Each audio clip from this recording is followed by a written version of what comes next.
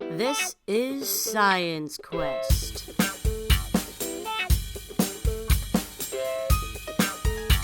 With your host, Jed Allen Friels.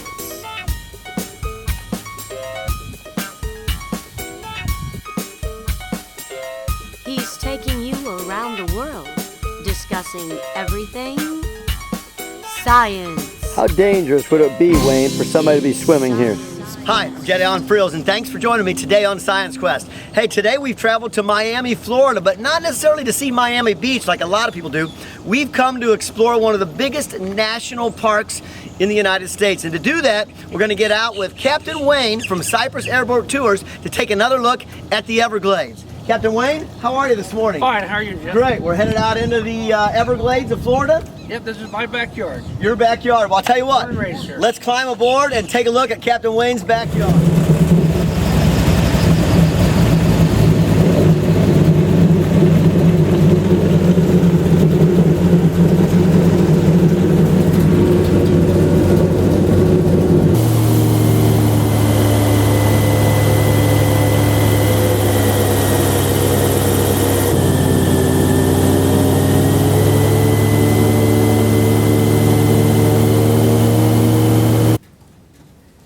Okay, we're deep into the Everglades and we're taking a look at one of our first crocodiles right here. We're going to let Captain Wayne tell you just a little bit more about what's going on in the Everglades today. Captain Wayne? Okay, Jed, first thing we're going to talk about, they're really not crocodiles. These are alligators, they're North American alligators, and there's a little difference in them. First off, if you look at their nose, it's more rounded, not sharp, pointed. That's a crocodile. It has like that. He'll have more teeth hanging out of his mouth. And if you look at this alligator, when you look at him from his nose to his eyes, just the inside of his nose, his eyes, however many inches that is, he times it by feet, and that's about how long it is. It's a real good way to kind of estimate their length. And our alligators can live up to be 60 to 80 years old. So they're actually an ancestor of the dinosaurs, one of the few left. And they also have, whether you know it or not, they have 80 teeth. 80 teeth. That's a lot of teeth, Wayne. And you know what else? Every 2 years, those teeth come out and new teeth come in behind it. Wow, so we've got lots and lots of teeth laying all over the bottoms of the Everglades someplace. They're somewhere, but I'm not going in there looking for them. I don't know about you. Really cool, Captain Wayne. Captain Wayne, can you tell us what the Everglades are? Well, the Everglades is actually a river of grass. Marjorie Stoneman Douglas nicknamed it that. But if you want to go back before her, Ponce de Leon, when he came over here, he was sent over here by Spain to discover America, to find Florida, discover this land. And he got in, you imagine his big wooden sailing boats, he had to park way down in the southwest section, like maybe even the Keys, and bring these rowboats all the way up through here. And their men, there's all this sawgrass and all this dry land and the marsh. They must have had a hard time. So he nicknamed it the Forever Glades. And they've dropped the forever over the years.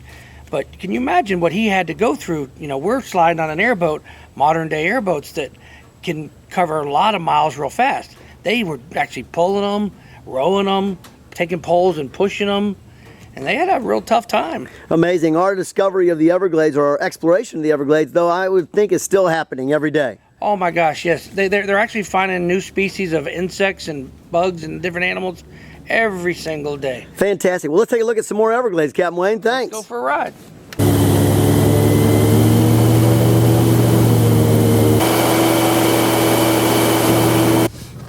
Captain Wayne, as we travel across the Everglades here, I noticed there's a lot of small trees stuck in the middle of the Everglades.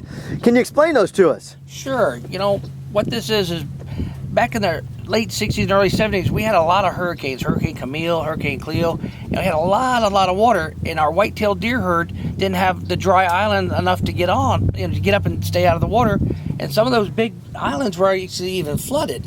So the Airboat Association of Florida got together with a gentleman named Francis B. Taylor, who was one of the first airboat inventors out here, who actually, by the way, was my father's Boy Scout leader. Nice. And they came out here and they brought these big track hose and they walked them on these big planks of wood that were tied together, chained together, and they walked it out here and they would dig up the ground, mound it up on top to give the deer a place to get out of the water in the wet season. And there's probably about 30 or 35 that I think that's about the right number. So you're telling me out here in all this grass with all this water, there's also a deer herd as part of this ecosystem? Absolutely, a white-tailed deer herd. It's a very their deer aren't as big as the ones you would see, like say in Maine, because we're closer to the equator, and they don't need as much, and they don't have a winter. They don't have a, our winter is very mild, so they can feed all year long, so they don't have to put on that extra fat and extra layer. But they're also bigger than the Southwest, the Keys deer. The Florida key deer is actually the same. It's a subspecies of all white-tailed deer, but he's a lot smaller. Well, think about it.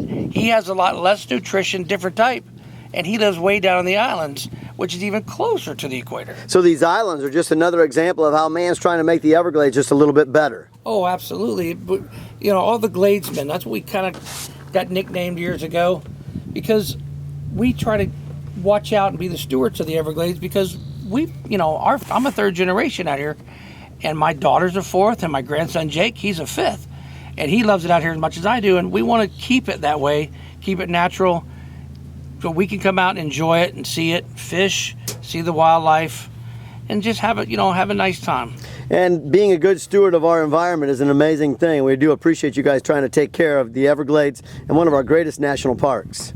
We love it, and this is part of our life and our history, and we wouldn't trade it for anything in the world. I mean, I've been all around the United States, but this is my home.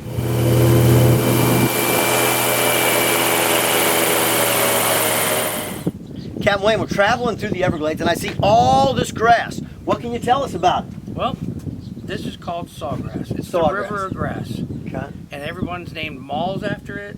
They've named roads and highways after Okay. it. Golf courses, a Ford dealership up here. That's great. But it's really not a grass. It's not a grass. It's not a grass. It's a sedge. Okay. What a sedge is, you guys look it up, but I'll tell you what a sedge is. It's a plant. That's a type of plant that has long, thin leaves. Okay. So these look like blades of grass, but they're truly not. They're truly the leaves. And you can pull one up here. Let's see. Careful not to hurt the roots too bad. Here, break that apart. Put that one back, and it'll grow right back. You'll be surprised. Plus, we have a lot of it. All right. These are actually the root systems that come off of here, and they act actually as a filter for the Everglades to help clean up a lot of the impurities. And if you take the sawgrass and you run your hand from bottom to top, it's very soft to do it. Nice and smooth. Okay, now take this one and run it backwards the other way, easy. Yeah. See how it's tough Sure, it is? It's just like little blades of the that's saw. how it got its name, sawgrass. So they call it a sawgrass. Right, back in the day when they had our native Indians from here, which are the Calusa and Tequesta Indians, they would actually pick it, clean it up like this, and actually eat it similar to a scallion. Okay. And it's actually not bad.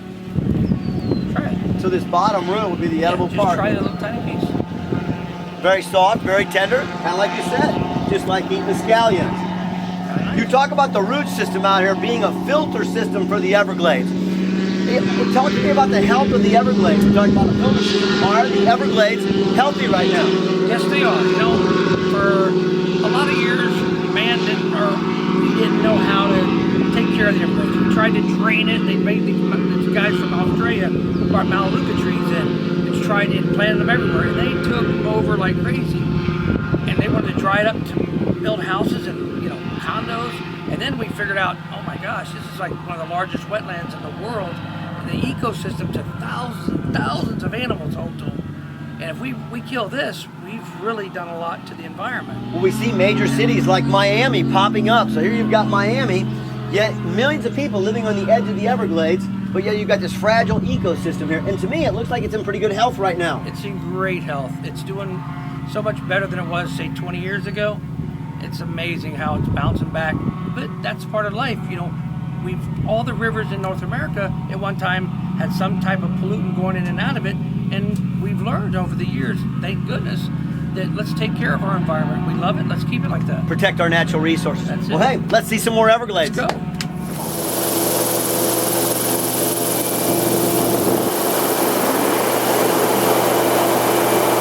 Hey Wayne, we stopped for just a second and I see we've got some hardwoods growing in the middle of the Everglades. Can you explain to me what's going on here?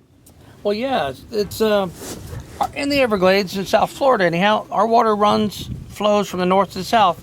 That's why it's called a river of grass, and it flows about a half a mile a day. Well, over the years, these hammocks have developed in the tree line, and if you look at the north end of it, it's always bigger, and the south end always tapers off into a sawgrass. You have a lot of cattails here. You have cypress trees. You have gumbo limbos, ironwood, buttonwood.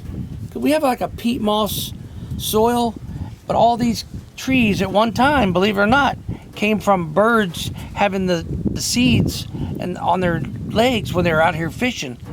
And they were dropped on these islands, and the islands, because of the north flows, the water flows from north to south, the north got the most nutrients and it got blocked up and it got bigger, and actually there's hard soil in there. There's actually grass growing in there, and it's places for deer to get out of the water, get up and sleep, go in there and eat, to hide. It's home to raccoons, bobcats, possums.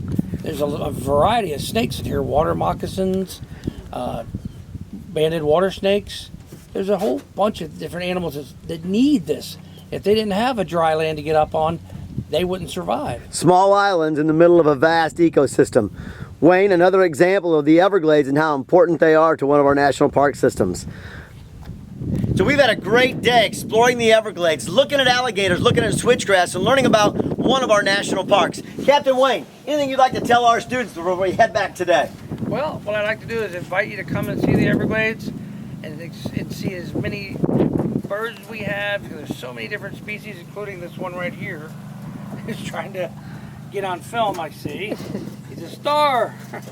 But anyhow, come on down, especially come see the nature and see what we have to provide, and you will just be, I think, so shocked, and you'll enjoy it so much, and because there's so many different species of animals and birds and reptiles, and it will tell you a lot of the history of Florida.